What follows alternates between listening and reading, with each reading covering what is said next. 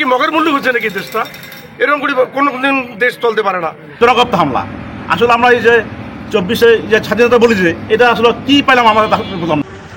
লালমনিরহাট সদর উপজেলার আলোরূপা মোড় এলাকায় অবস্থিত জাতীয় পার্টির কার্যালয়ে অগ্নিসংযোগ ভাঙচুর ও লুটপাট চালিয়েছে দুষ্কৃতিকারীরা।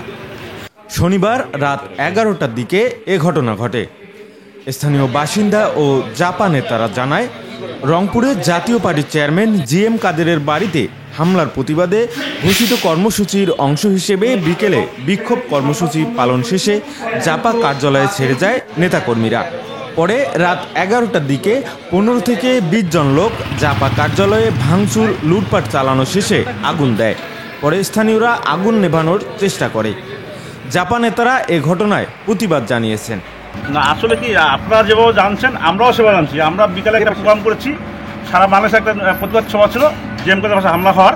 সেই প্রতিবাদ সভা উপলক্ষে আমরা 5টার দিকে এখানে একটা এমনি প্রতিবাদ সভা করে আমরা সবাই ইয়ে করে বাড়ি ক্লোজ করে চলে গেছি। তা আমরা দেখলাম যে মিডিয়ার মাধ্যমে বা অনেক ধরনের মাধ্যমে দেখছি আগুন দিচ্ছে। আসলে ব্যাপারটা মানে কি হলো বুঝলাম না। আর এটা তো গতবার চলমান জিনিসটা যে এই হামলাগুলো চলতেছে, চোরাগপ্ত হামলা। আসলে আমরা এই যে 24-এ যে স্বাধীনতা বলি যে এটা আসলে কি পেলাম আমরা বুঝলাম না। এই স্বাধীনতা কিন্তু আমরাও ছিলাম। আমাদের জিএম কাদের স্যার উনি বারবার সংসদে এই ইয়ে ছিল, চাষিরা বিরুদ্ধে ছিল। আজকে দেখলাম আমাদেরকে তারা ফেসিস্ট বানিয়ে দিচ্ছে এবং তারা নব্য ফেসিস্ট হয়ে গেছে। আসলে আমরা তো এটা চাই নাই বাংলাদেশ। আমরা চেয়েছি যার যার ব্যক্তিত্ব তার স্বাধীনতা থাকবে এবং বৈষম্য থাকবে না। আজকে কি দেখতে পাচ্ছি আমরা, সব বৈষম্যে পড়ে গেছে।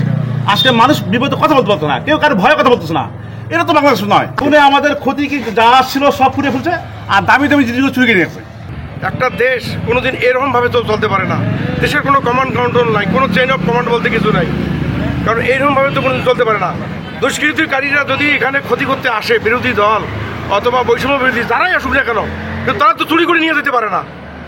পার্টি অফিসের কোনোদিন টিভি তো তারা এরকম করে চুরি করে নিয়ে যেতে পারে না। এটা কি মগের মূল্য হচ্ছে নাকি দেশটা এরকম করে কোনোদিন দেশ চলতে পারে না। আমি মনে করি পুলিশ প্রশাসন আছে, কর্তৃপক্ষ এখানে আছে, প্রশাসন আছে।